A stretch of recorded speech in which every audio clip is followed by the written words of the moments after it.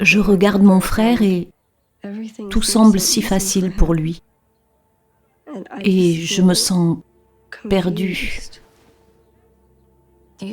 Penses-tu que tu serais plus heureuse en tant que garçon?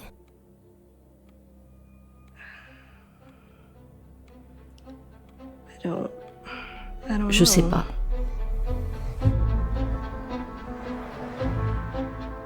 J'ai parlé à des centaines, voire des milliers de parents. Nos histoires sont toutes les mêmes.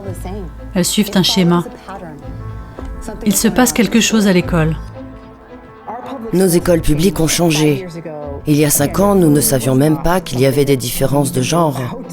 J'ai dit au thérapeute, je pense que je suis peut-être transgenre, mais je ne sais pas vraiment si j'ai besoin de votre aide. Il m'a immédiatement confirmé. Elle m'a immédiatement confirmé comme une femme transgenre. Si je devais explorer avec une personne les raisons pour lesquelles elle pense être dans le mauvais corps, ma licence serait maintenant menacée. Plus important encore, votre enfant a clairement montré des signes d'une personne suicidaire. Préféreriez-vous une fille morte? Ou un fils vivant. Mais ce n'était pas vrai. Ces enfants sont mis sous traitement bloqueur de puberté dès la première visite, où ils sont tout simplement poussés dans cette filière de chirurgie. Il s'agit d'un programme politique en cours d'élaboration et les enfants sont en quelque sorte des sujets d'expérimentation. Puis je me suis senti déprimé, fatigué, épuisé. Ma mère m'a dit que j'avais l'air d'un fantôme pâle. J'ai commencé à dysfonctionner dans presque tous les domaines de ma vie. J'ai découvert qu'il ne me restait que 2 semaines à vivre. Ma fille souffrait. Elle pleurait. Elle n'arrivait pas à dormir. Elle n'arrivait pas à se concentrer après avoir pris ses hormones. Tout cela vient du sommet de la société. C'est accompagné de grosses sommes d'argent, des millions et des millions et des millions de dollars qui sont injectés dans toutes nos institutions pour faire passer cela dans la culture. Les grandes entreprises, les grandes banques, les cabinets d'avocats internationaux, toutes nos grandes entreprises technologiques, les gouvernements, les politiciens aux plus hauts échelons des sociétés occidentales. Pourquoi font-ils tous cela en même temps ?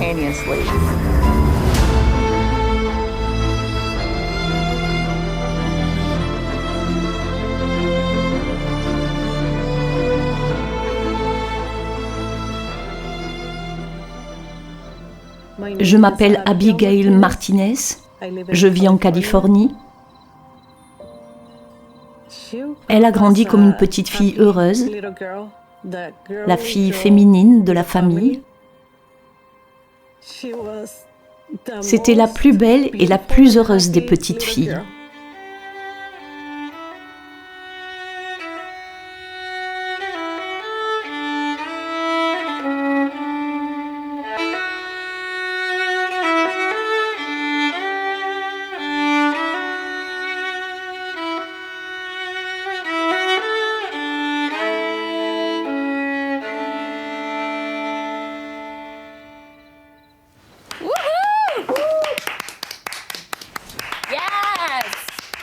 Waouh! Ce deuxième couplet me semble parfait maintenant. Merci. De mieux en mieux. C'est vrai.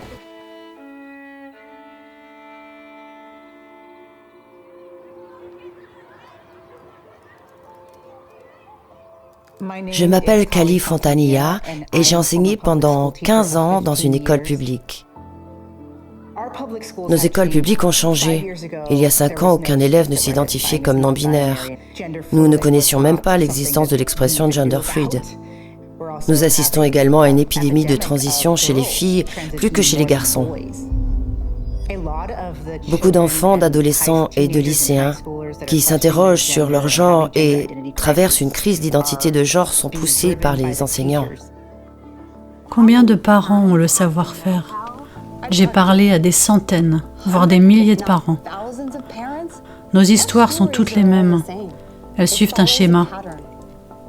C'était le premier indice qui m'a permis de comprendre qu'il se passait quelque chose à l'école. Oh mon Dieu, regarde ce filtre! On dirait les Kardashians. On a l'air trop belle. C'est clair que je vais le poster. Ah, j'aimerais avoir un téléphone. Ma mère ne le permettrait jamais. Ouais, elle est tellement bizarre pour ça. Je veux dire, elle pense que je serai distraite. Comme moi? Oui, comme toi. Bonjour à tous, bienvenue après les vacances. J'espère que vous les avez appréciées et que vous êtes impatients de commencer ce nouveau semestre. Aujourd'hui, nous allons parler des genres. Vous savez, le terme identité de genre a été inventé par le professeur de psychiatrie Robert G. Stoller en 1964. Il a ensuite été popularisé par le psychologue John Money. Il a été l'un des premiers chercheurs à publier des théories sur la manière dont les constructions sociétales du genre influencent la formation individuelle de l'identité de genre. Et c'est de là que proviennent les soins d'affirmation de genre. En fait, la seule étude visant à prouver que l'identité de genre est distincte de la biologie a échoué lamentablement. Il s'agit de l'étude menée par John Money sur les célèbres jumeaux, les jumeaux Rimmer. L'un d'entre eux a eu un accident, son pénis a été brûlé, ses parents ne savaient plus comment l'élever et que faire de lui. Ils se sont tournés vers l'expert en genre de l'époque, John Money. John Money leur a dit que ce n'était pas un problème, qu'il fallait l'élever comme une fille. Il n'a que 18 mois, il aura besoin de quelques opérations, il aura besoin d'hormones, mais il se sentira bien en tant que femme. Mais Money n'a pas indiqué que son expérience, qui s'est étalée sur 10 ans, était un échec lamentable. Il a déclaré que c'était un succès. La théorie de Money a été largement acceptée en psychologie, en psychiatrie et en sociologie. Et les études sur le genre ont été basées sur ces recherches frauduleuses. Il a également été le premier à créer une clinique où il pouvait pratiquer des opérations de réassignation sexuelle pour les personnes souffrant de dysphorie de genre. Quelqu'un sait-il ce que c'est? Oui, Sarah? Cela signifie que si vous êtes né comme un garçon, vous êtes en fait une fille dans le corps d'un garçon, n'est-ce pas? Oui, c'est exact, Sarah. C'est très bien. Et cela peut aussi être l'inverse, bien sûr. J'ai toujours su que j'étais vraiment une fille, vous savez pourquoi? Parce que j'étais si sexy. Billy? Billy, tu te crois drôle? Qui est Billy? Je suis Becky C'est maintenant. vrai, pourquoi plaisantes-tu à ce sujet? Ouais, c'est tellement irrespectueux, nous essayons d'apprendre ici. Ok, Karen. Hey. Vous savez, ce qui est drôle pour vous peut être très sérieux pour quelqu'un d'autre. Si l'un d'entre vous n'est pas sûr de son identité sexuelle, sachez que c'est normal. Et nous sommes là pour vous soutenir. À l'âge de 13 ans, je crois qu'elle luttait contre la dépression. Hey, comment c'était l'école, ma puce? Très bien. J'ai fait ton plat Je n'ai préféré. pas faim.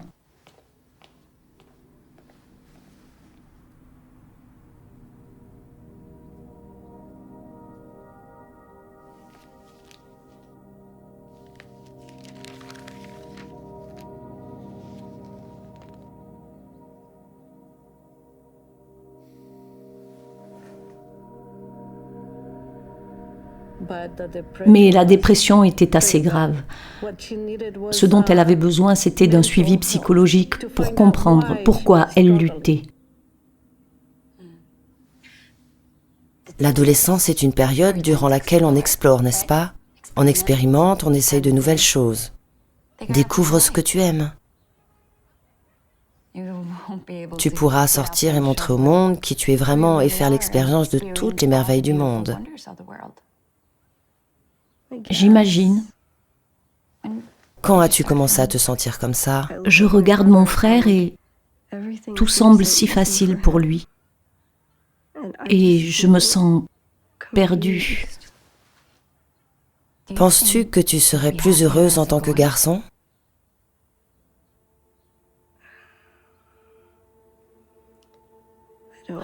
Je ne sais pas. Peut-être. Tu devrais rejoindre ce club. Je pense qu'ils peuvent vraiment t'aider pour ça.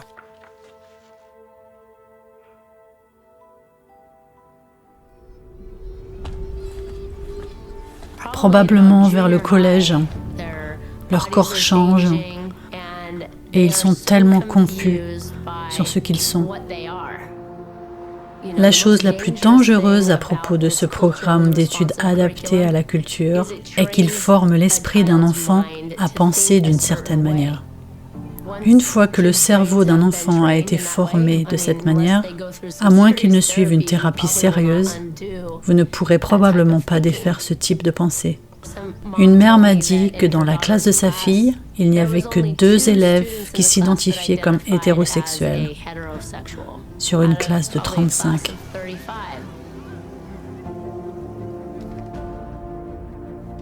Lorsque ma fille a adopté son identité de genre, elle s'est déclarée trans. Sa santé mentale s'est effondrée. Elle est devenue très découragée, déprimée et plus rien n'allait.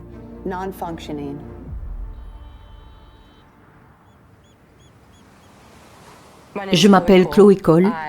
J'ai effectué une transition médicale alors que j'étais mineure, entre 13 et 16 ans. La raison pour laquelle je voulais être un garçon n'a jamais vraiment été explorée pendant toute la durée de ma transition. Beaucoup de mes professeurs et certains membres du personnel de l'école disaient à mes parents « Hey, votre enfant présente des symptômes autistiques et je pense que vous devriez la faire examiner. » Mais lorsqu'ils l'ont fait, mon pédiatre leur a tout bonnement dit « C'est une inquiétude que nous écartons. » Je m'appelle Abel Garcia, je vis actuellement à Dallas au Texas. Je suis un détransitionneur homme-femme. Enfant, j'étais très timide, très introverti. Je réfléchissais beaucoup. J'ai découvert le mot transgenre sur YouTube. À l'époque, je doutais d'être un homme ou un garçon, mais cela a eu du sens et je me suis dit, eh bien, je dois être une femme. J'ai décidé d'aller voir un thérapeute pour voir ce qui se passait, si j'étais vraiment une femme dans un corps d'homme ou si mon esprit me jouait des tours. J'ai dit à la thérapeute, je pense que je suis peut-être transgenre, mais je ne sais pas vraiment et j'ai besoin de votre aide.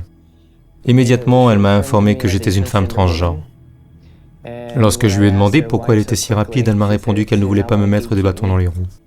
Et elle a obtenu ma lettre de transition immédiate avec des hormones lors de ma première séance avec elle. Les thérapeutes affirment maintenant instantanément ces genres opposés, au lieu d'explorer ce qui se passe. La question des transgenres est une excellente excuse pour éviter des questions qui sont vraiment douloureuses. Si un thérapeute pratique l'affirmation du genre, sachant qu'il est la personne qui est censée vous aider à faire face à des choses douloureuses, alors cela va inciter à s'engager davantage dans la voie trans, parce que c'est ce qui fait du bien à court terme.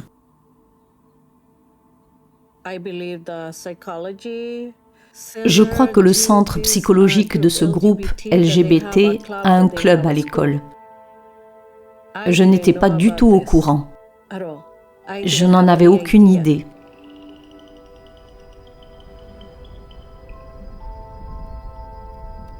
Lorsque je travaillais à Palo Alto, j'étais directrice du programme d'accompagnement. J'étais en fait responsable d'un groupe LGBT, privé et secret, dont nous ne disions pas aux parents qu'il s'agissait d'un groupe d'enfants qui venaient réfléchir à leur identité. J'étais tellement naïve que je ne voyais pas le mal que cela pouvait faire à l'époque. Je pensais que j'aidais les enfants à comprendre qui ils étaient, sans l'interférence de leur famille. Nous avons distribué des prospectus dans toute l'école. Ils ne précisaient ni l'heure ni le lieu. Nous leur disions de venir à notre bureau et nous faisions une petite présentation, un petit entretien. Puis nous leur disions secrètement où et quand le groupe avait lieu. Nous leur disions ensuite qu'ils n'avaient pas à le dire à leurs parents et que nous ne le ferions pas. En fait, nous ne l'avons même pas dit aux enseignants, ni à l'administration de l'école. Ils n'étaient même pas au courant, c'est-à-dire à quel point c'était secret.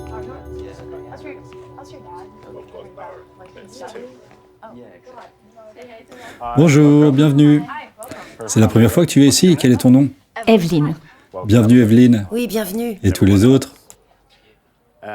Sachez que c'est un espace sûr et que vous ne serez pas jugés pour quoi que ce soit. Alors, est-ce que quelqu'un sait ce que c'est que la représentation du genderbread? Personne? Eh bien, c'est comme la façon dont vous vous identifiez. Si tu es née fille, cela ne veut pas forcément dire que tu t'identifies comme telle. Oui, c'est vrai. Cela dépend du sexe avec lequel on est né, de ce vers quoi on est attiré. Et parfois, il n'y a pas de genre du tout. Mais partageons un peu. Je m'appelle Kayden, je suis trans. Je suis née Cléo, mais en grandissant, j'ai toujours eu l'impression qu'il me manquait quelque chose. J'étais assez déprimée. Je suis tellement reconnaissant. Je suis si heureux aujourd'hui d'avoir trouvé ça. Et vous savez, j'ai été capable de me transformer en moi-même, je suppose.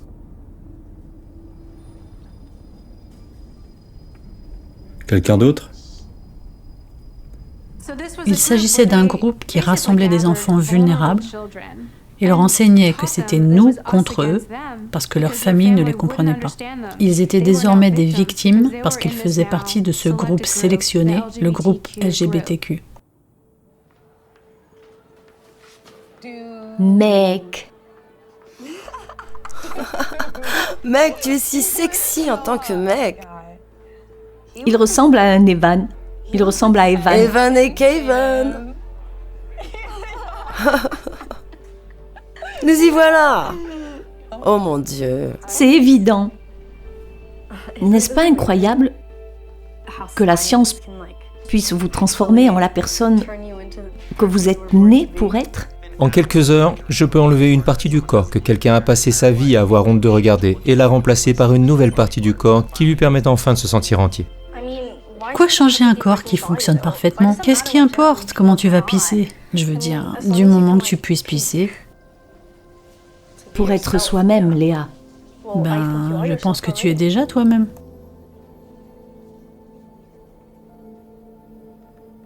J'avais environ 11 ans quand j'ai eu mon premier téléphone et presque immédiatement, on m'a montré beaucoup de contenus très sexualisés ou idéalisés auxquels les jeunes femmes étaient exposées.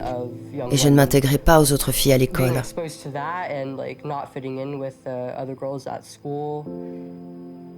J'avais l'impression de ne pas être à la hauteur des autres filles de mon âge.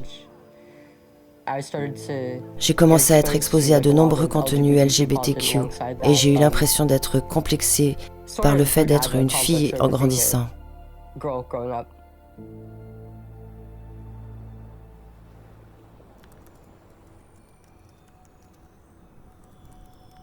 Le transgenre, ça a l'air tellement inoffensif. Et c'est rendu très très cool par les médias. Par TikTok, Reddit, Tumblr, Instagram, Facebook, Twitter, leurs jeux, dans leurs films. Et toutes ces entreprises sont impliquées dans ce soutien.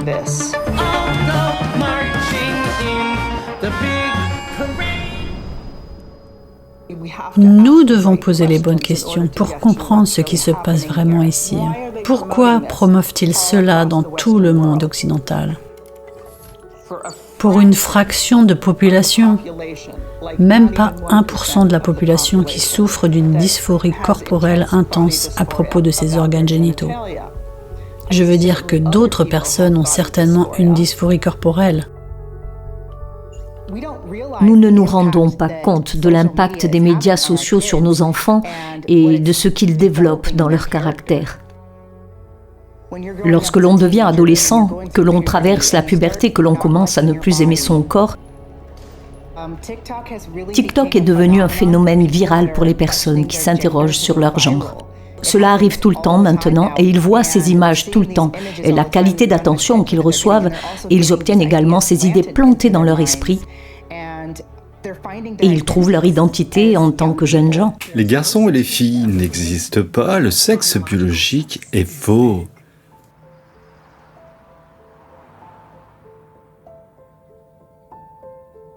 Des études menées par Lisa Dittmann et l'Académie nationale de France sont très préoccupées par l'influence des réseaux sociaux.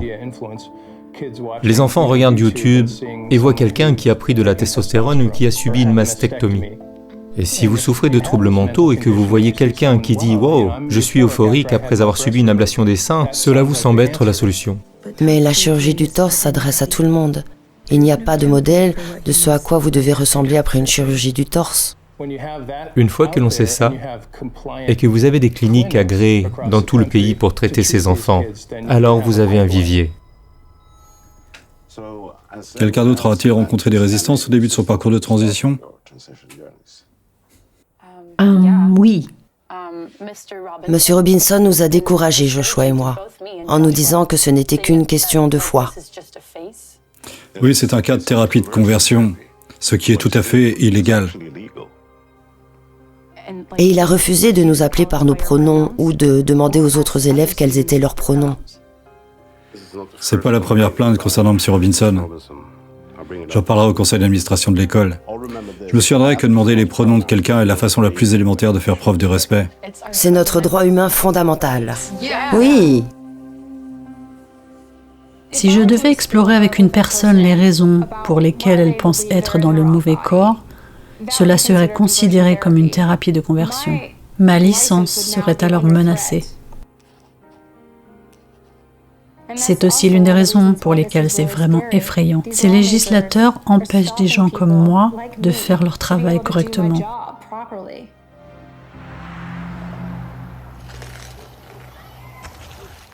L'un des syndicats d'enseignants a déclaré « Si vous êtes enseignant et que vous ne reconnaissez pas l'identité de genre d'un enfant, si vous ne suivez pas les pronoms et ne vous assurez pas que cet enfant se sent accepté dans le nouveau genre qu'il a choisi, ou peut-être qu'il change de genre tout au long de l'année, parce que ces enfants font aussi parfois volte-face sur ce qu'ils veulent être, vous portez préjudice à l'enfant. »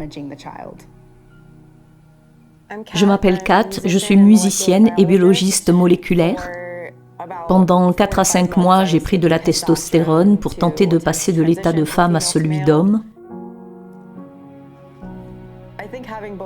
Je pense que le fait que mes professeurs et mes pairs aient validé ma conviction que je pouvais être un homme dans mon corps de femme m'a poussé à franchir le pas de la transition. Maintenant, si je fais cela, c'est normalisé, accepté.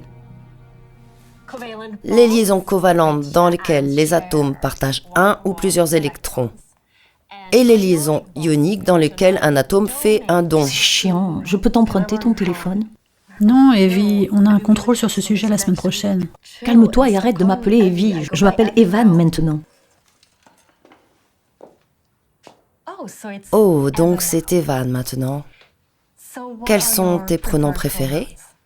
Il, lui. Alors, tout le monde, commençons à appeler Evan par ses nouveaux pronoms. Oui, Billy? Mes pronoms sont en fait chauds et sexy. Et si vous n'êtes pas d'accord, vous êtes viré. Billy, sérieusement?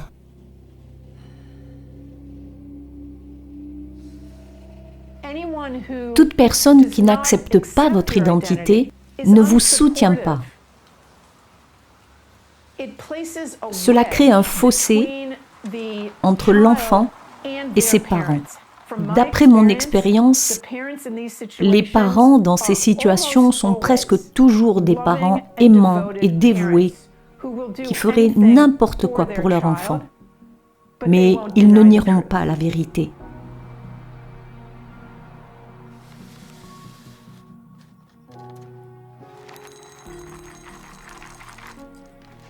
Je m'inquiète pour Evie, elle semble si triste ces derniers temps. Alors, je me suis dit que j'allais essayer de lui offrir quelque chose de sympa pour son anniversaire. Oh, c'est une adolescente, maman, ça fait partie de la vie. Tu n'es pas d'humeur changeante comme ça, toi? Oh, elle se sent confuse car elle va dans un club, tu sais. Quoi? Quel club? Ce club pour... Allô? Bonjour, c'est Madame Steven de l'école. Vous avez une minute? Je dois vous parler de Evan. Il a été absent du cours de sciences. Savez-vous pourquoi? Evan? Oh, je pense que vous parlez d'un autre élève. Oh, désolé, j'ai dit Eva, n'est-ce pas? Non, vous avez dit Evan. J'ai découvert sur son iPad que les professeurs de cette école avaient changé son nom en prénom masculin. Et sans m'en avertir. Je ne savais pas ce qui m'attendait lorsque je suis allée à l'école, mais je leur ai lu la loi de protection parentale. Comment osez-vous changer le nom de ma fille? J'ai demandé à ses administrateurs, parlez-moi de ma fille, car vous ne l'avez jamais rencontrée, mais vous êtes en train de concrétiser une sorte de nouvelle identité. Et ils m'ont répondu, nous devons être un espace sûr pour elle. Alors j'ai répondu, donc, par extension, je suis dangereuse, n'est-ce pas? Parce que je l'appelle par son prénom féminin, comme le fait son père, son frère et tous les adultes de sa vie l'appelant par son prénom féminin. Sommes-nous tous dangereux ? J'ai appris qu'apparemment j'étais dangereuse parce que les services de protection de l'enfance se sont présentés chez moi avec la police.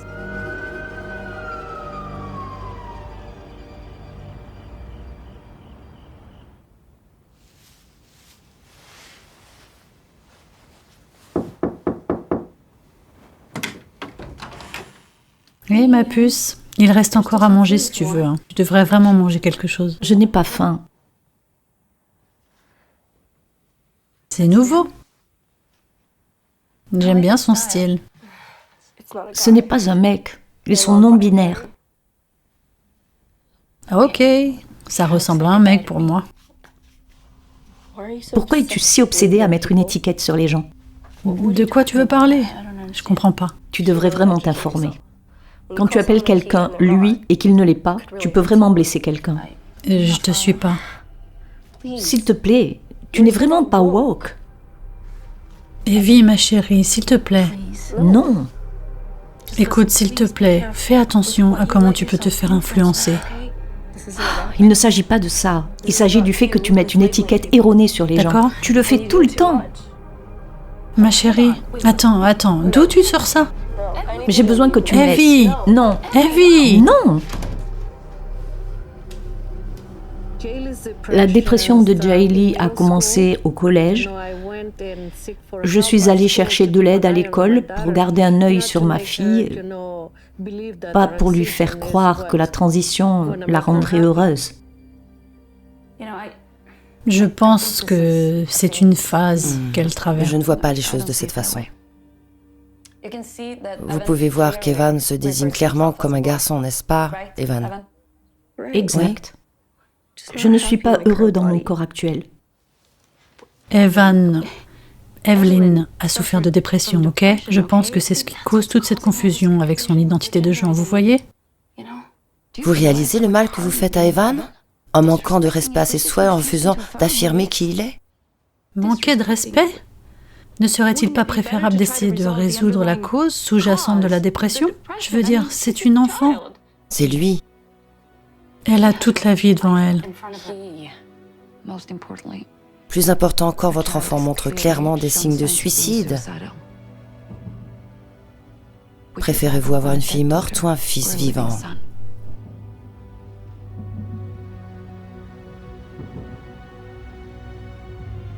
Préféreriez-vous avoir une fille morte ou un fils vivant ? Cette question est posée à maintes reprises dans les séances de thérapie par les thérapeutes. Et les thérapeutes sont formés pour dire cela. Ils ont dit à mes parents qu'il y avait un très faible taux de regret chez les adolescents en transition et que si je n'étais pas autorisée à faire la transition, s'ils ne m'affirmaient pas moi et mon identité, je risquais de me suicider. Ils leur ont donné la fausse proposition suivante. Préférez-vous avoir une fille morte ou un fils vivant ? Mais ça n'était pas vrai. Avant ma transition, je n'avais jamais eu d'idée suicidaire, jusqu'à ce que je commence à prendre de la testostérone, et ce, depuis environ 2 ans, et cela s'est aggravé au fur et à mesure que j'avançais dans ma transition.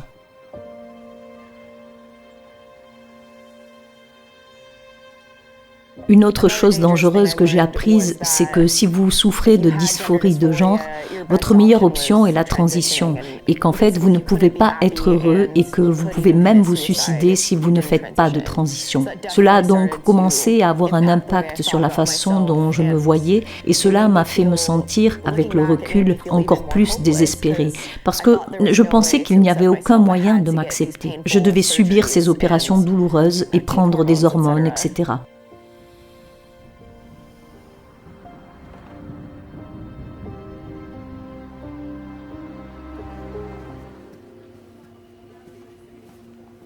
Nous avons donc consulté un thérapeute qui nous a tout de suite dit que ma fille avait 41% de chance de se suicider. Et lorsque je l'ai interrogée sur cette étude, elle n'a même pas pu répondre à une seule de mes questions sur l'étude, parce qu'elle ne l'avait pas lue. Je suis peut-être autiste, je ne sais pas. Ça a probablement joué un rôle dans ma façon d'être. Je ne me souviens pas vraiment de ma première visite chez le spécialiste du genre. Tout ce dont je me souviens, c'est que j'ai été évaluée pour une dysphorie de genre. Il n'y a pas vraiment eu de recherche de problèmes sous-jacents dans ma vie qui auraient pu influencer ou causer cela. J'avais beaucoup de problèmes sous-jacents avant la transition. Lorsque j'étais plus jeune, on m'a diagnostiqué un trouble déficit de l'attention, mais je crois que je suis en fait autiste. Et je n'ai vraiment été consultée pour cela qu'après avoir arrêté la transition à l'âge de 17 ans. J'ai demandé à mes parents de m'emmener voir un thérapeute spécialisé dans les questions de genre. Il m'a immédiatement confirmé. Il a en quelque sorte ignoré mes troubles alimentaires et mes autres problèmes de santé mentale. Je m'appelle Walt Heyer, je dirige un site web appelé sechangeregret.com et nous avons aidé plus d'1 millier de personnes. Et nous continuons à le faire chaque jour. J'ai 82 ans. Je parle encore du mal qui m'a été fait il y a 78 ans.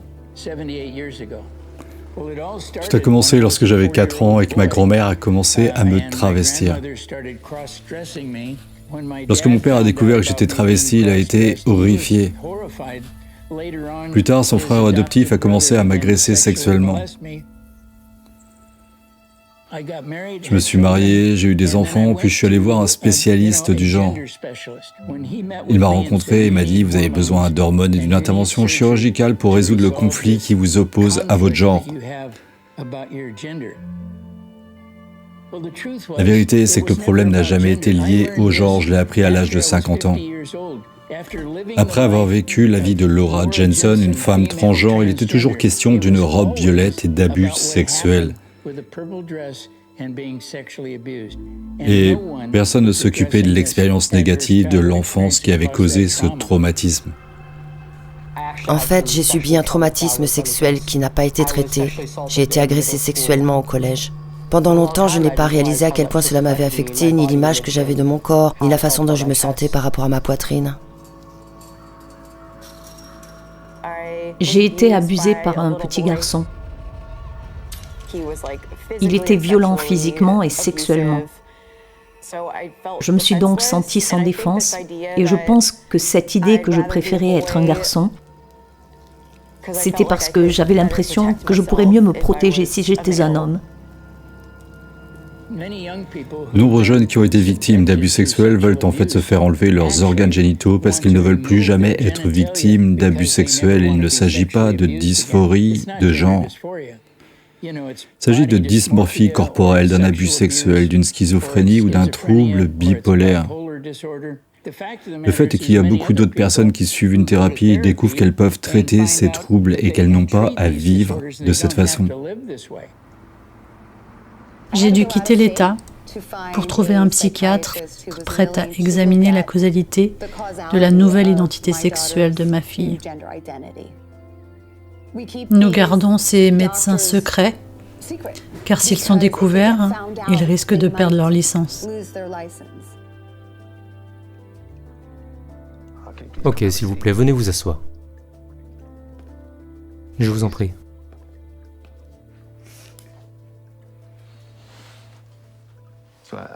J'ai entendu votre mère, elle a des inquiétudes, n'est-ce pas? Mais comment vous sentez-vous maintenant?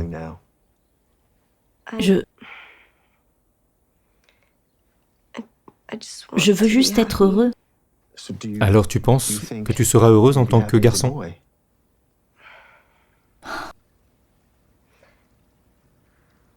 Je ne sais pas. Il pourrait s'agir de problèmes sous-jacents liés à un traumatisme. Ok, d'accord, ça paraît logique. Est-ce que Evelyn a déjà été diagnostiquée auparavant? Oui.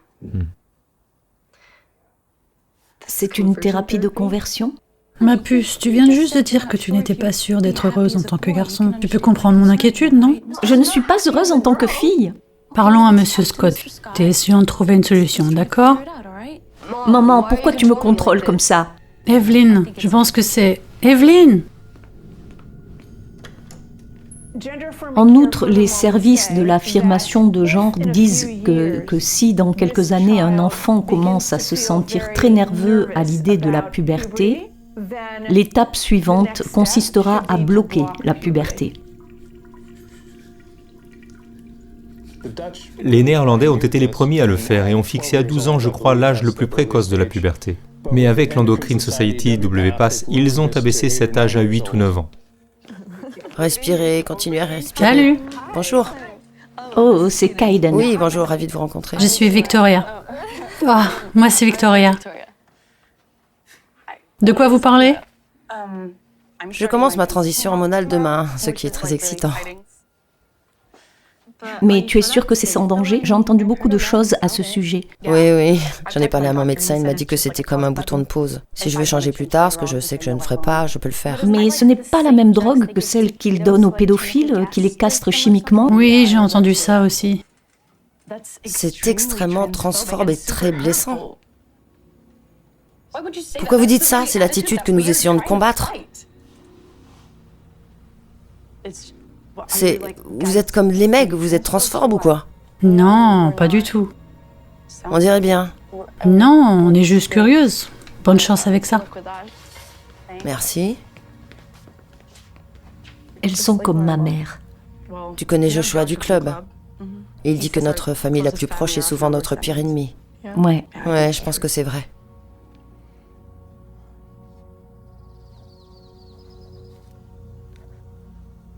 Tout d'abord, les bloqueurs de puberté, c'est un mensonge de dire que c'est réversible. Les bloqueurs de puberté freinent vraiment le développement, et cela inclut le développement psychologique. Il s'agit du développement cognitif du raisonnement, et nos lobes frontaux, qui sont responsables de la prise de décision et de jugement, ne sont pas complètement formés avant l'âge de 20 ans.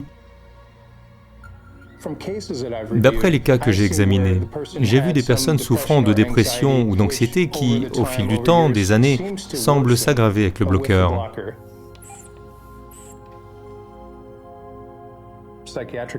Les troubles psychiatriques, l'autisme ou d'autres troubles du développement neurologique seraient aggravés par l'ajout de bloqueurs de la puberté. L'étiquetage comporte des avertissements concernant les personnes souffrant de maladies psychiatriques qui peuvent être plus enclines au suicide. Il y aura également des problèmes de fertilité car la production normale de spermatozoïdes chez les hommes et l'ovulation chez les femmes ont été interrompues. Une personne peut avoir été bloquée à la puberté pendant 2 ans alors que le reste de ses pairs se développe selon une certaine trajectoire. Elle a raté des événements et des liens qu'elle ne peut pas rétablir.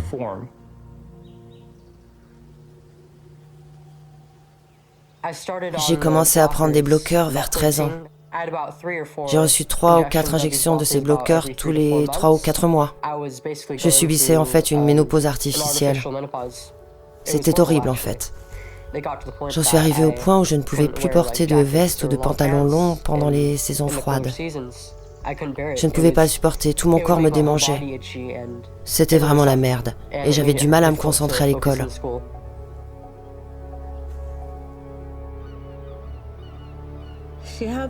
Elle avait une amie dont tout le monde pensait qu'elles s'entendaient bien et qu'elles étaient les meilleures amies du monde.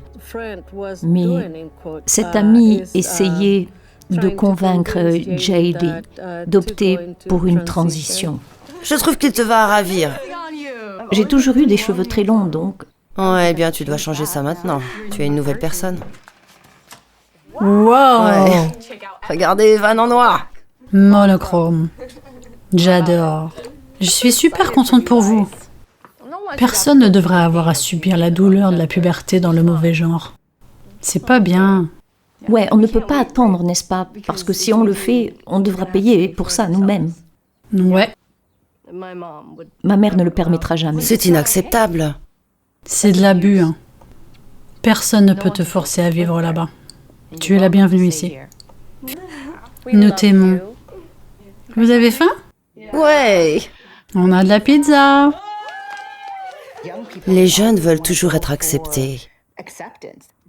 En rejoignant ces communautés, ils les acceptent très bien, mais cela crée aussi une mentalité « nous contre eux ». Cela sépare les enfants de leurs parents, en particulier si leurs parents n'affirment pas leur genre. Ils voient en eux leurs ennemis. Mais là, ils peuvent s'adresser à leurs professeurs, à leurs camarades de classe et à leurs pairs pour trouver leur communauté et devenir vraiment extrêmes dans leur idéologie et leur identité de genre. Evelyne, ma chérie, viens t'asseoir une minute. Pourquoi?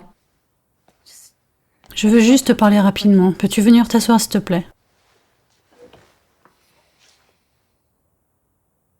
Pourquoi as-tu l'impression que quelque chose ne va pas chez toi? Je suis née dans le mauvais corps, maman. Ton corps est absolument parfait. Je sais que tu ne vois pas, mais moi si. Non. Je suis un garçon. Écoute, je sais que tu as traversé une période difficile, ok? Je comprends que c'est déroutant, mais un garçon? Je ne suis pas confus.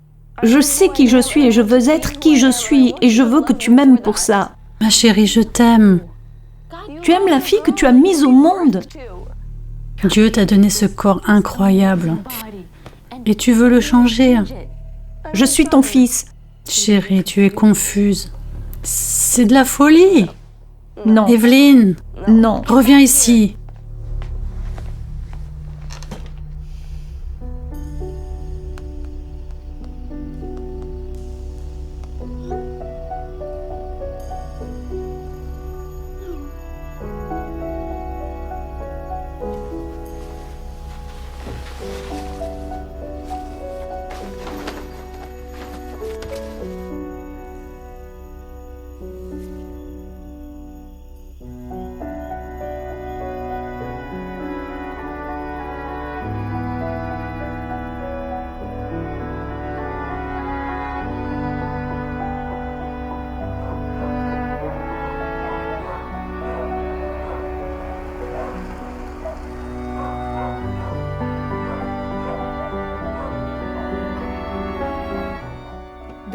Ils ont même enlevé la plaque d'immatriculation de leur voiture.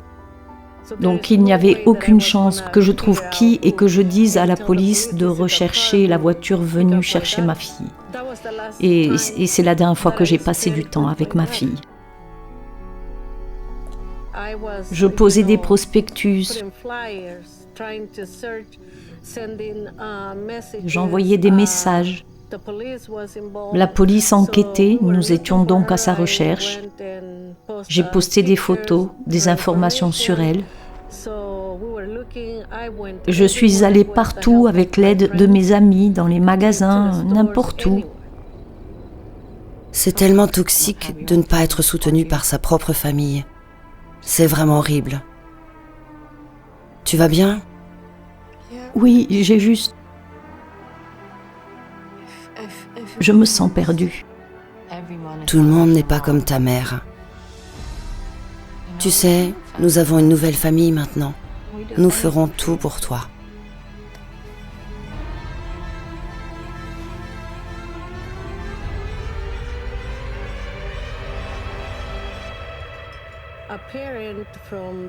Un parent du lycée m'a demandé s'il pouvait envoyer un message à tous les parents avec une photo de ma fille. J'ai dit oui, s'il vous plaît, faites-le. J'appelle, je cherche et je ne trouve rien. J'ai donc contacté des amis que cette autre fille avait en commun avec ma fille. Et je leur ai demandé si Jaylee était avec Kaiden. Ils ne m'ont jamais rappelé. Cela m'a fait penser qu'ils savaient quelque chose, mais qu'ils ne voulaient pas parler.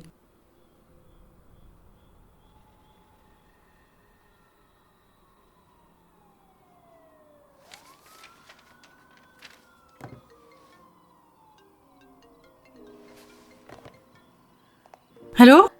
Oui, bonjour, c'est Carmen Gonzalez. Oui, c'est moi. C'est Keith Baker de Los Angeles qui vous appelle pour vous dire que nous avons localisé Evan Gonzalez. Oh mon Dieu. Dieu merci. Ok. J'arrive tout de suite. Nous avons des raisons de penser que vous l'avez maltraité. Comment ça? J'ai mis des prospectus toute la journée. Bien, la cour a décidé... Attendez, qu'est-ce que vous voulez dire par la cour doit décider? Je croyais qu'elle était avec la police. Evan restera en groupe maintenant. Où est-elle? J'aimerais garder Evan... Vous ne pouvez pas garder ma fille, elle a besoin... Seulement pour l'instant.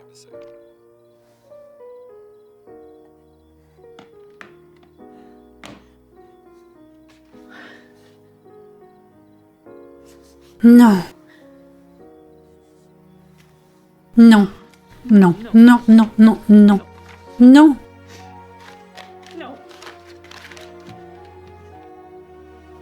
Quand c'est arrivé, la police m'a dit que j'allais voir ma fille au tribunal et qu'elle m'accusait d'être violente envers elle. C'est le psychologue de l'école qui a recommandé au DCFS, ministère de l'Enfance, de retirer Jaylee de notre foyer. Je ne comprends pas. Elle ne va plus vivre ici? L'État a décidé qu'Evan devait rester dans un foyer pour l'instant, pour sa sécurité. Elle a donc été envoyée dans ce foyer. Cette famille est restée en contact avec elle, lui apprenant ce qu'il fallait dire, ce qu'il fallait faire. J'étais autorisée à voir ma fille une fois par semaine, pendant 1 heure, et nous ne pouvions pas être seuls. Je ne pouvais pas lui demander de revenir à la maison. Je ne pouvais pas parler de Dieu avec elle, ni prier. Vous devez arrêter d'essayer de le convertir, ou vous perdrez complètement votre heure hebdomadaire. Donc je ne peux pas lui demander de revenir à la maison. Je ne peux pas parler des souvenirs quand elle était une petite fille, ni prier avec elle. Mais qu'est-ce que je peux faire? Madame, vous devriez baisser d'un ton. Vous devez arrêter d'être si agressif, d'accord? Le psychologue scolaire recommande qu'il n'ait aucun contact avec vous. Je dois y aller. Vous ne pouvez pas juste partir? Je ne sais pas quoi faire. Comment je peux récupérer ma fille à la maison? Si vous le souhaitez, vous pouvez porter plainte. Je ne fais que suivre les ordres de l'État, madame.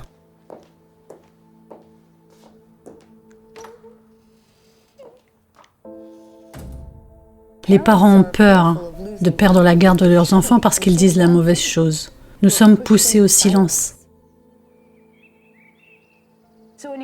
Dans l'Indiana, par exemple, une famille a récemment été déchirée parce que les services de protection de l'enfance ont retiré un adolescent à ses parents, parce qu'il refusait de reconnaître qu'il voulait devenir une fille. J'ai donc fait de mon mieux pour satisfaire cette assistante afin qu'elle puisse laisser ma fille seule avec nous. Elle m'a demandé de n'acheter que des vêtements de garçon, ce que j'ai fait, et j'ai même essayé de l'appeler par le prénom qu'elle avait choisi pour vérifier qu'elle se sentait à l'aise, parce qu'elle n'appartenait pas à ce foyer. Elle avait une famille qui l'aimait et à qui elle manquait. Et notre maison n'était pas la même sans Jaylee, et c'est pour ça que je me battais. Evie, qu'est-ce que tu fais? Pourquoi tu ne rentres pas à la maison? Maman est si inquiète pour toi. Elle est accusée de maltraitance d'enfant. Ouais, eh bien, c'est abusif de ne pas accepter ce qu'est quelqu'un. Tu nous manques tellement, Evie, ok? Et je veux que tu rentres à la maison. Tu me manques aussi. Ouais. Laisse-le tranquille. Il traverse assez de choses pour avoir à s'occuper de toi. Il a besoin de soutien en ce moment. Tu dois arrêter de manipuler ma sœur. Mais qu'est-ce que tu fais? Est-ce que ça va? Quoi? Mais c'est quoi ça? Evie, j'ai besoin de...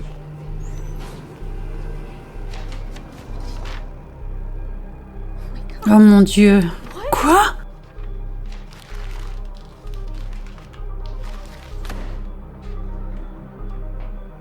Oui, Monsieur Peters, je viens de recevoir une lettre dans mon... Oui. Non, je ne l'ai jamais maltraité. Je l'ai dit au service de l'enfance, je l'ai dit à la police et je vous le dis. Et tout d'un coup, je reçois une lettre par la poste disant que j'ai perdu la garde. Qu'est-ce que je suis censée faire maintenant? Non, non, non, non, c'est pas possible. Personne ne m'écoute, c'est comme si je parlais à ce putain de mur. Il vous envoie suivre des cours. J'ai suivi les cours exigés. J'ai donc fait tout ce qui était en mon pouvoir pour dire « D'accord, je suis là, Vous me demandez de faire ça, je le fais. Mais quoi que je fasse, on m'accusait toujours de forcer ma fille.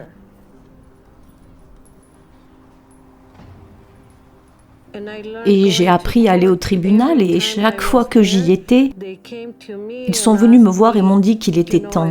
Et si vous ne signez pas ce papier pour qu'elle suive un traitement, elle va mettre fin à ses jours et vous en porterez la responsabilité. LGBT était là, à la conseiller,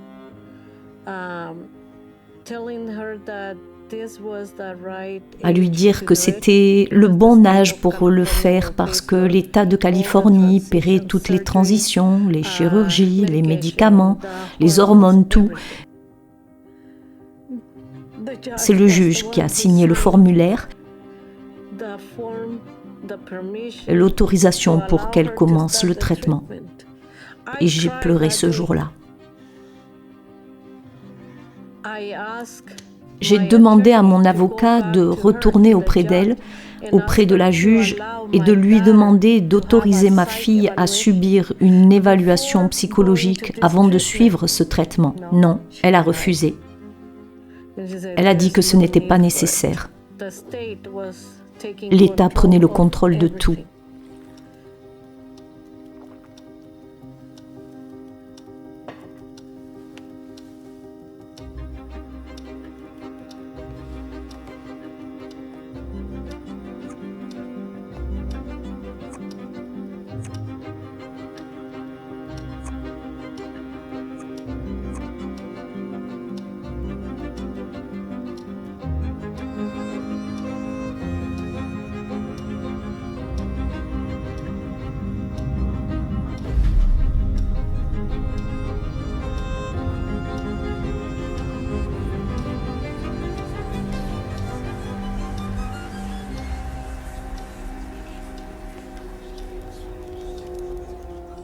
On pourrait donc penser que si l'on administrait un bloqueur de la puberté pendant 6 mois, par exemple, le développement de la personne sera en quelque sorte gelé. Puis une fois qu'on arrêterait le traitement, le développement se poursuivrait. Le problème, c'est qu'il existe des processus sous-jacents que l'on ne voit pas et qui sont également impliqués dans la puberté. Par exemple, les os se développent également sous l'influence de la testostérone et de l'oestrogène, de sorte que les os qui sont censés connaître une augmentation très rapide de leur densité et de leur force seront stoppés, ils seront au point mort pendant cette période. Les chercheurs ont montré que la majorité des enfants qui commencent à prendre des bloqueurs de puberté continueront à prendre ce qu'ils appellent des hormones du sexe opposé ou oxydes d'hormones sexuelles qu'il est encore plus difficile d'inverser. Avant l'opération, j'étais donc très enthousiaste. Je pensais que c'était ce que je voulais. Ensuite, le fait d'être une bombe d'amour affirmée par la communauté m'a plongé dans l'euphorie. La première fois que je me suis fait une injection, je me suis sentie très fière de moi.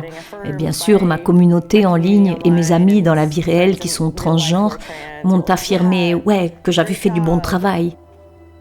Les 2 premiers mois, j'étais très enthousiaste à propos de ce que je faisais et des changements que je voyais. J'avais l'impression que mon corps s'amincissait, je le voyais dans le miroir, j'étais heureuse que cela se produise, je pensais être sur la bonne voie. Je me suis donc dit, oui, c'est moi, ça marche. Je pouvais voir l'évolution de mes hanches et de mes seins, et je pensais que j'avais de très bonnes jambes, je pensais que j'avais un très bon corps. Les médicaments m'ont donc apporté ces caractéristiques et m'ont permis d'affirmer que mon corps correspondait désormais à ma mentalité. Vous savez, c'est ce que j'ai pensé parce que je me suis dit, peut-être que c'est moi. Peut-être que si tous ces gens l'affirment, peut-être que c'est moi, alors faisons-le. Je voyais d'autres adolescentes transgenres et je constatais le soutien qu'elles recevaient simplement parce qu'elles étaient ce qu'elles appelaient leur vrai moi. Et je voyais que leurs familles et leurs amis les soutenaient vraiment. Et je veux dire que tout au long de ma transition, j'ai reçu probablement le plus grand soutien que j'ai jamais eu dans ma vie jusqu'à ce moment-là. Evan a commencé son traitement hormonal. Alors donnons-lui tout notre amour, d'accord ? Bravo.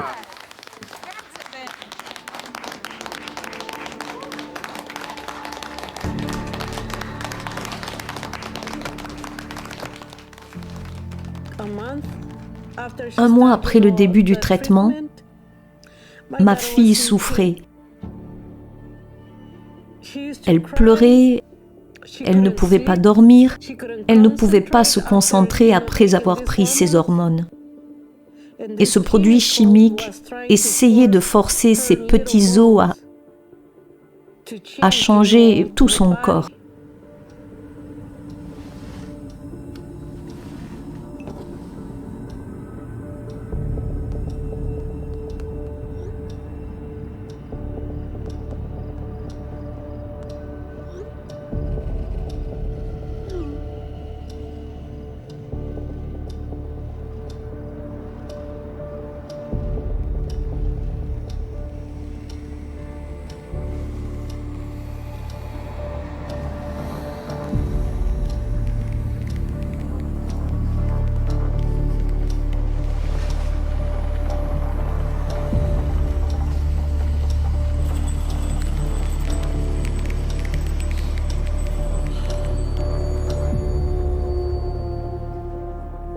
Une fois que la première dose de bloqueur a commencé à faire effet et que toutes les hormones sexuelles naturelles de mon corps étaient éliminées, j'ai commencé à me sentir déprimée. En fait, j'ai commencé à avoir des pensées suicidaires. J'ai commencé à dysfonctionner dans presque tous les domaines de ma vie. Le pire, honnêtement, c'est que j'ai été autorisé à faire tout cela et que personne n'a voulu m'arrêter et avoir un deuxième avis. Au lieu de cela, on m'a affirmé, on m'a bombardé d'amour, on m'a autorisé à détruire mon corps. Ils ont ajouté une petite quantité d'oestrogène à une grande quantité de bloqueurs de testostérone pour empêcher le développement de ma testostérone. Et ensuite, je me suis senti épuisé. Ma mère me disait que j'avais l'air d'un fantôme pâle, que je ne recevais pas assez d'oxygène, que mes doigts étaient violets, que mes orteils devenaient violets, et que je manquais de circulation sanguine et que mes jambes manquaient d'oxygène. À cette époque, environ 2 ans plus tard, j'ai fini par développer un polype dans le côlon. Je leur ai demandé quelle en était la cause et ils m'ont répondu « Vous avez un taux élevé d'oestrogène dans votre organisme et vous êtes un homme techniquement ». Un cardiologue est intervenu, j'avais des caillots sanguins bloqués. Il m'a dit « D'accord, il va falloir faire une opération ». J'ai appris qu'il ne me restait que 2 semaines à vivre. J'ai commencé à chercher à me faire opérer. Je voulais qu'on me retire mes seins. Mon spécialiste du genre m'a donc orienté vers un chirurgien.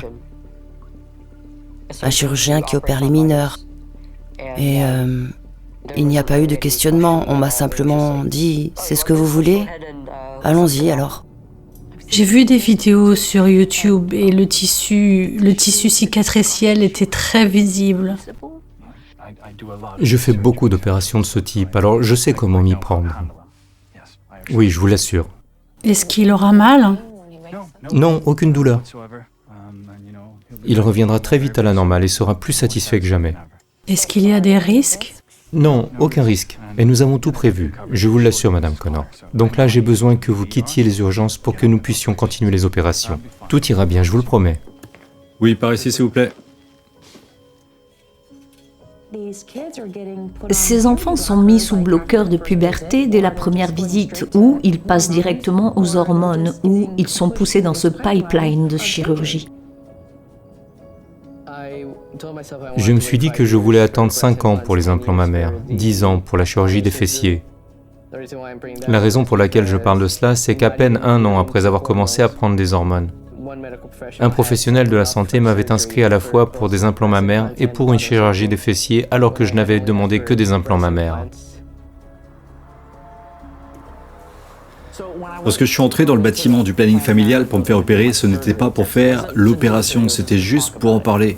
C'était littéralement comme si je pouvais choisir entre 25 ensembles de seins différents et que je pouvais me construire moi-même, choisir ce que je voulais. Sur les 5 membres de l'équipe, l'un d'entre eux est resté et m'a parlé des effets néfastes réels des taux d'échec de la chirurgie des fessiers et de la chirurgie du torse. Soit un taux d'échec de 68 à 72% et vous n'aurez plus aucune sensation en bas. Et ce sera parti, aucun moyen de les remplacer, ce n'est pas réversible. Avant ma transition médicale, j'étais une fille en parfaite santé. Comment se fait-il que mes greffes de peau échouent 2 ans après mon opération, si la science est vraiment au point ?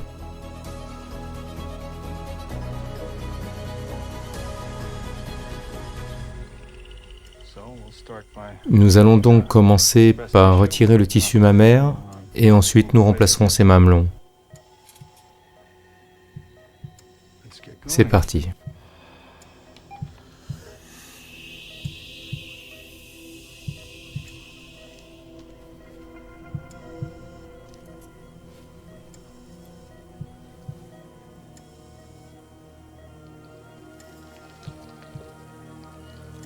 D'accord, il y a parfois des saignements importants. Des pansements s'il vous plaît, des tissus, parfait. Plus de pansements s'il vous plaît, plus de pansements. Parfait, parfait, ne bougez pas. Il n'y a rien de plus habituel, d'accord? Nous avons des pinces? Encore un peu, encore un peu. Tenez-le, tenez-le bien. Il se laisse aller. C'est parfait. Un médecin s'est réjoui de ce que ces opérations rapportent. C'est beaucoup d'argent. Ces opérations rapportent beaucoup d'argent. La reconstruction thoracique chez les femmes et les hommes peut rapporter 40 000 $. Les patientes qui suivent un traitement hormonal de routine et que je n'ai vu que quelques fois par an peuvent rapporter 40 000 $.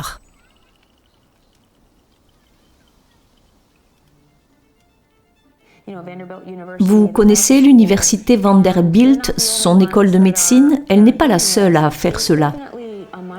Il y a vraiment une piste financière pour faire de ces patients transgenres des patients médicaux à vie. Ce que nous voyons avec les sociétés médicales, les sociétés d'appareils médicaux et les sociétés pharmaceutiques, c'est qu'elles peuvent financer les activistes et les ONG pour susciter beaucoup de passion. Et nous avons besoin de cela. Nous souffrons de dysphorie de genre, nous allons nous suicider si nous ne faisons pas de transition. Il y a une demande alors pour cela. Puis les entreprises, les écoles de médecine, les hôpitaux, ils diront « Oh, regardez toute cette demande, nous devons avoir une autorisation d'utilisation d'urgence. Nous devons commencer à faire de la recherche, nous devons commencer à faire ça parce que c'est une crise de santé mentale chez nos jeunes. »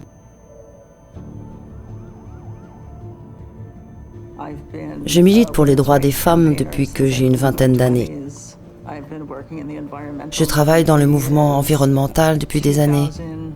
En 2013, à peu près, j'ai remarqué dans les communautés militantes que je fréquentais que toute personne reconnaissant la réalité biologique était censurée. Et cela se produisait de plus en plus. La femme, qui est probablement l'auteur de livres pour enfants la plus connue au monde, se défend contre des accusations croissantes de transphobie.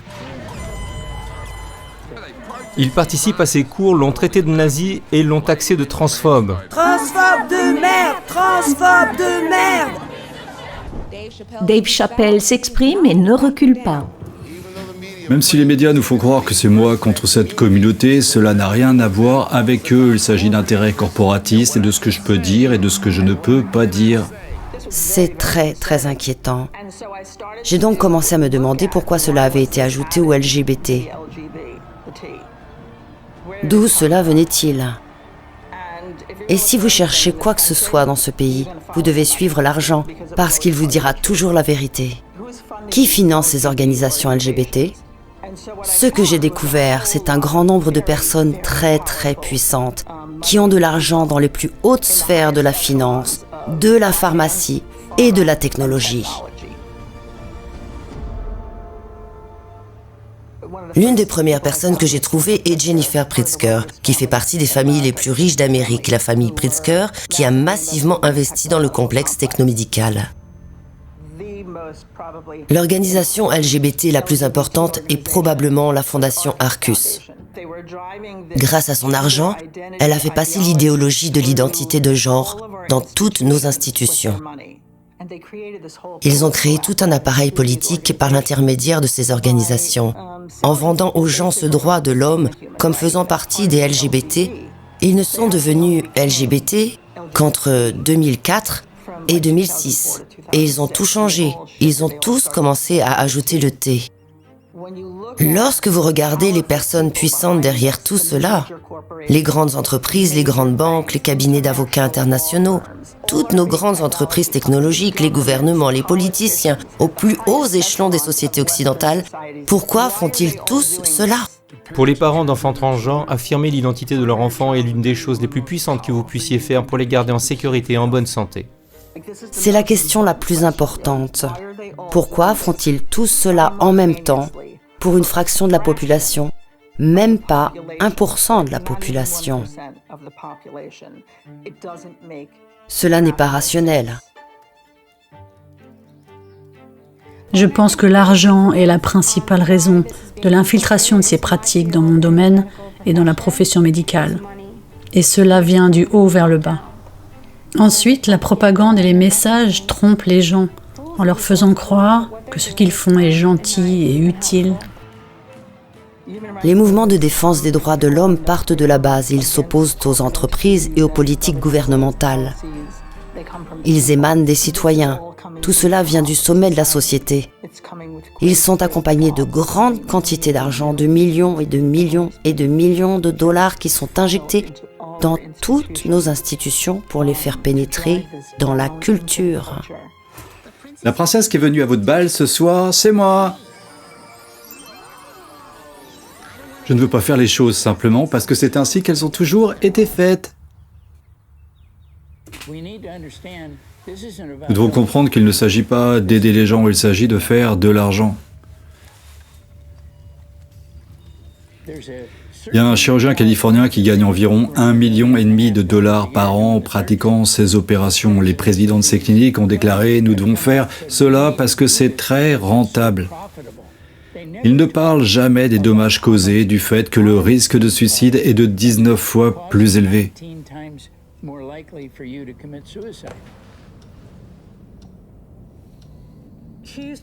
Elle pleurait, elle ne pouvait pas dormir, elle n'arrivait pas à se concentrer après avoir pris ses hormones. Elle disait « Maman, je ne peux pas supporter cette douleur. Et j'ai mal, tous mes os me font mal. »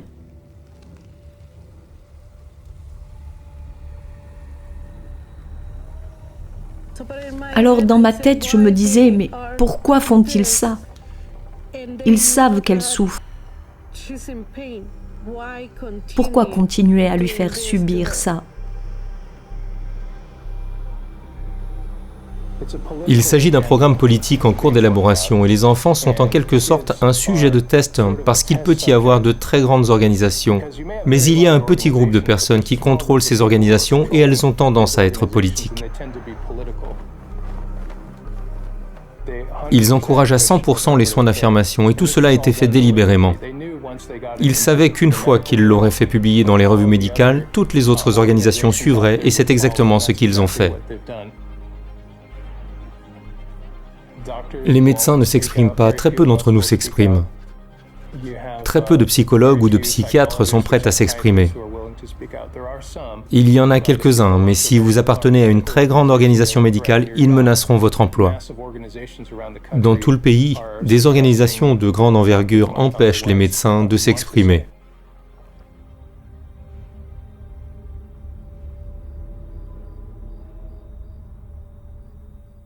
C'est ainsi que des sociétés en ligne pour les hormones obtiennent des financements à hauteur de 25 millions de dollars. Il y a de l'argent à gagner. Rien que pour la chirurgie, c'est une industrie de 1,5 milliard de dollars. Et je pense que c'est une sous-estimation.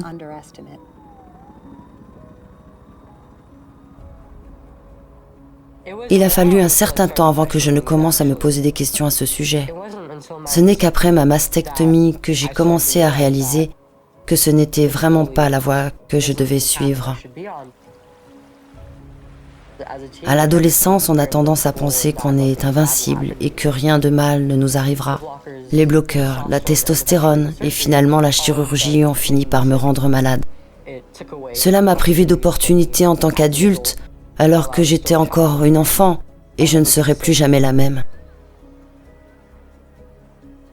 Cela a détruit ma santé. Je ne sais pas si je pourrai un jour concevoir un enfant. Cela m'a mis sur une voie qui a complètement changé la trajectoire de ma vie.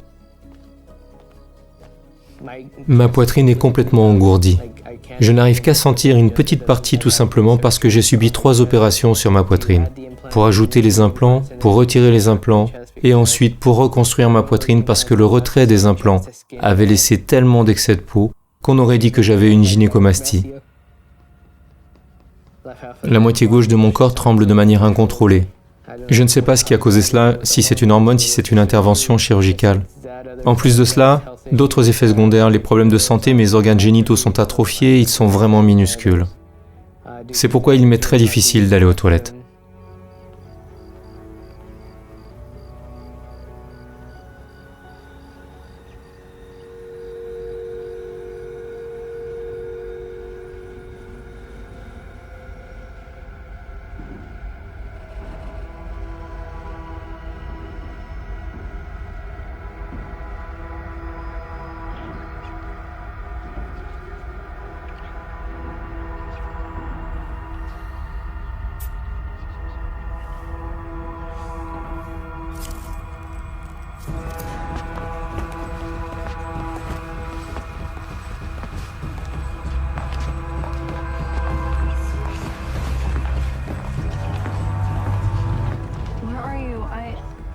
Où es-tu?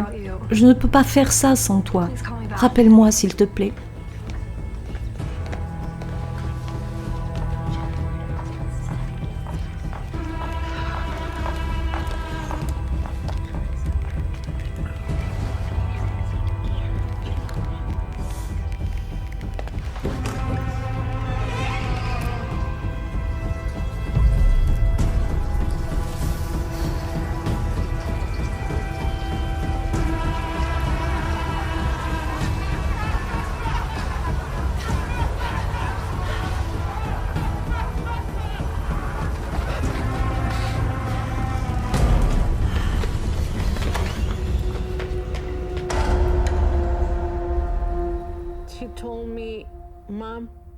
Elle m'a dit, « Maman, je me rends compte que, quoi que je fasse, je ne serai jamais comme mon frère. J'ai mal, je n'arrive pas à dormir, je n'arrive pas à me concentrer. Ça ne fonctionne pas comme je le pensais. »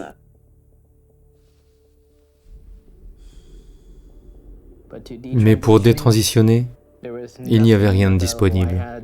J'ai dû marcher dans l'obscurité totale, seul avec un thérapeute qui était prêt à m'aider, mais qui, en même temps, avait peur de perdre sa licence.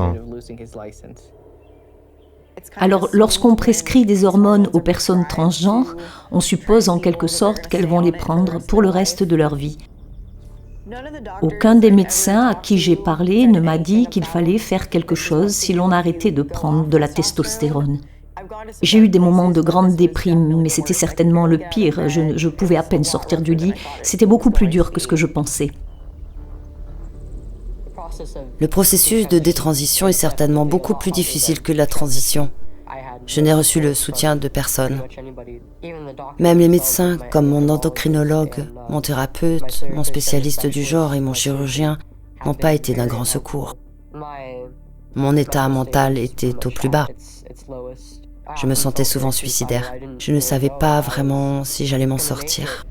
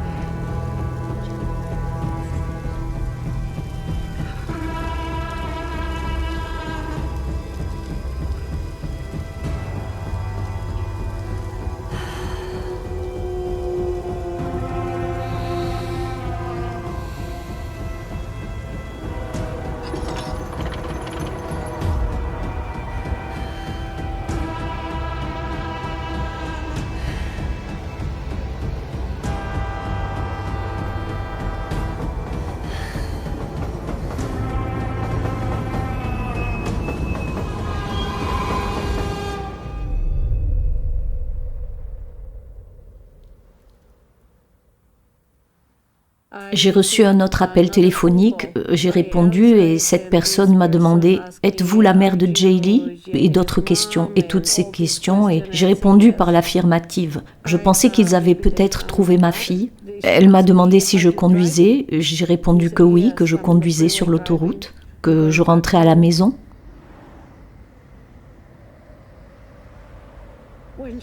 Quand elle m'a demandé de garer ma voiture, je lui ai dit « Non, ne me demandez pas de garer ma voiture ou de sortir de l'autoroute. »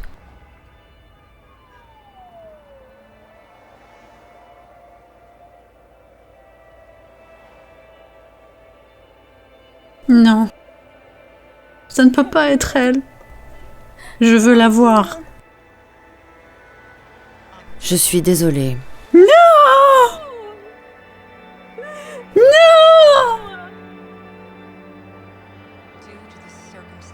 En raison des circonstances, il n'y a rien que vous puissiez reconnaître. Je suis vraiment, vraiment désolée.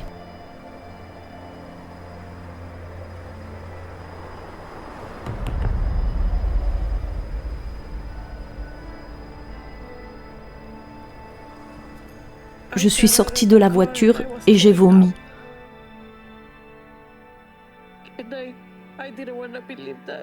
Et je ne voulais pas croire que ma fille était partie.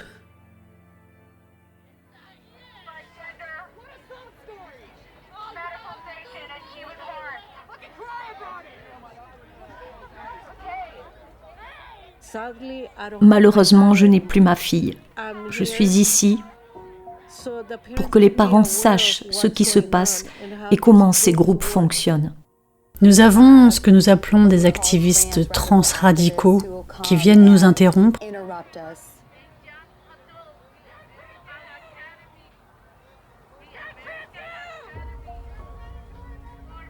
Nous ne les détestons pas, nous avons de la sympathie pour eux. Et nous les considérons même comme nos propres enfants. Même si nous n'aimons pas qu'ils nous dérangent et qu'ils soient cruels. Lorsque Abigail Martinez parlait du suicide de sa fille, on pouvait entendre l'un d'eux dire « Pleurez encore plus !»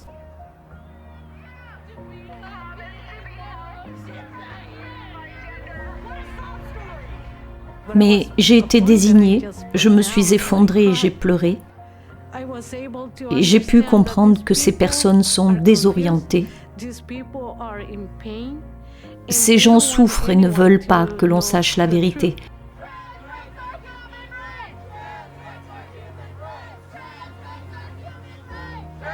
Parce que, comme ma fille et tous les autres enfants qui passent par cette transition, ils l'ont fait aussi. Et cela prouve qu'ils ne sont pas heureux. Mais ils ont besoin de montrer qu'ils sont heureux, qu'ils vont bien, que leur vie est différente.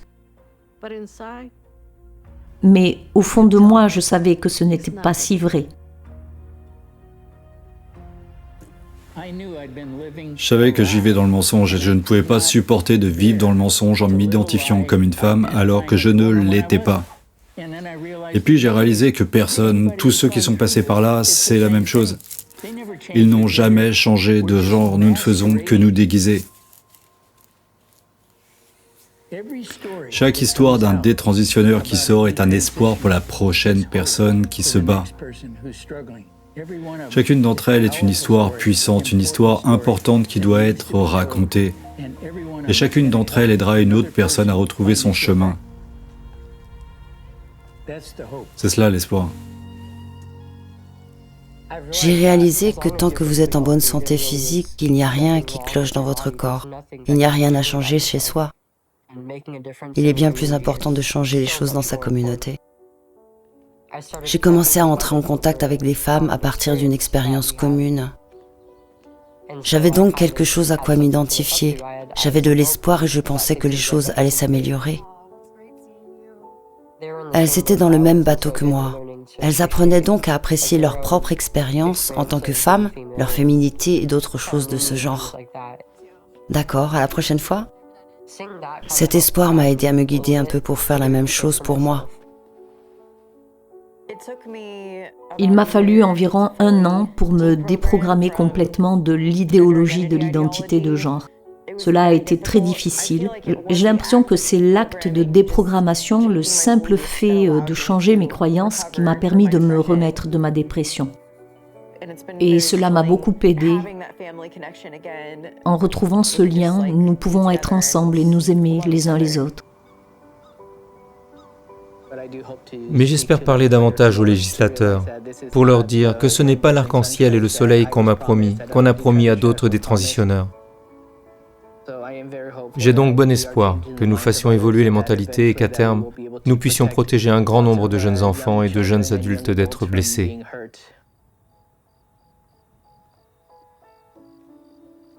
Je pense que les gens pensaient simplement que j'étais gentille. Ils n'ont pas réalisé à quel point tout cela était humble. Ce sera une période sombre de notre histoire, mais je ne pense pas que cela durera. Et je pense que de plus en plus de gens vont s'engager. En fait, je n'ai commencé à en parler publiquement qu'il y a 1 an, et il y a tellement plus de gens qui en parlent publiquement. Et il y a tellement plus de détransitionneurs qui n'ont pas peur de raconter leur histoire. Ils se trouvent tous les uns les autres. La situation va s'améliorer. Je vois de l'espoir dans l'avenir. Nous informons autant que possible. Une partie de notre action consiste à créer un dialogue. Nous tendons la main aux médecins qui pourraient être curieux de connaître la vérité sur le genre. Hey, pourriez-vous... vous ont-ils envoyé un formulaire de consentement écrit? Il est très intéressant de voir qu'ils sont prêts à nous rencontrer, et nous appelons cela des séances d'écoute. Ils s'assoient et écoutent les récits de parents qui parlent de leurs enfants et des détransitionneurs.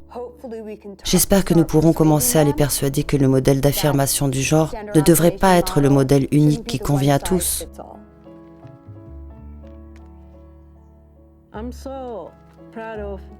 Je suis très fière d'Aaron Friday et de toutes les personnes qui essaient d'empêcher cela.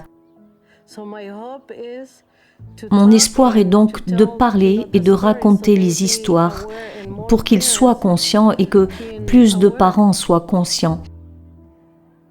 Je sais que rien de ce que je fais ne me rendra ma fille,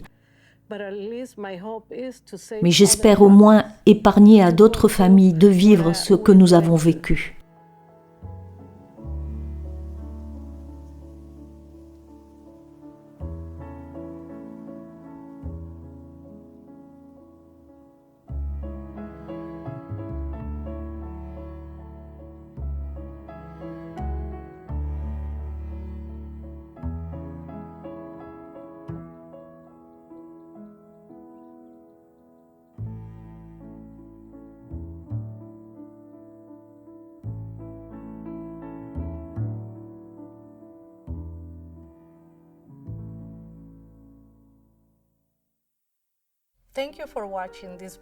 Merci d'avoir regardé ce film et d'avoir découvert l'histoire de ma fille et de moi-même. J'ai partagé mon histoire déchirante avec vous parce que je ne veux pas qu'une autre famille endure la même douleur que la nôtre. Il est très important que tous les parents regardent ce documentaire pour comprendre comment les enfants désorientés sont influencés pour devenir transgenres. Il montre comment l'école apprend aux enfants à choisir leur genre, comment le gouvernement peut vous enlever votre enfant et comment les thérapeutes sont formés pour pousser les parents à accepter la transition de leurs enfants en leur disant « Préférez-vous avoir une fille morte ou un fils vivant ?» La promesse que les problèmes mentaux de l'enfant seront résolus après la transition n'est pas vraie. Le film montre ce qui est arrivé à ma fille. Le pire, c'est que les parents sont tenus à l'écart de cette grande décision que prennent leurs enfants et qui changera leur vie pour toujours. Beaucoup de ces jeunes gens regrettent leur décision plus tard.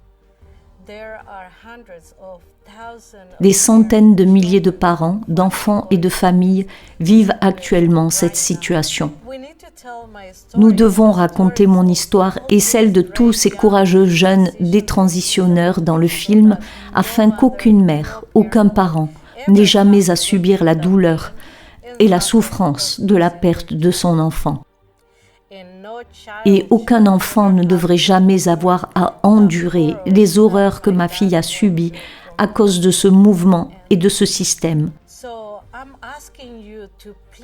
Je vous demande donc de partager ce film avec vos amis, votre famille et vos communautés. Plus il y aura de gens qui verront ce film, plus nos voix seront fortes et puissantes. Une page spéciale a été créée et vous pouvez scanner le QR code ou vous rendre sur le site web affiché à l'écran pour le partager avec vos amis, votre famille, vos collègues, etc. Vous pouvez aussi payer d'avance. Laissez-les regarder le documentaire gratuitement. Et n'hésitez pas à partager ce documentaire car il doit être vu par tous les parents, tous ceux qui veulent protéger nos enfants. Je vous remercie.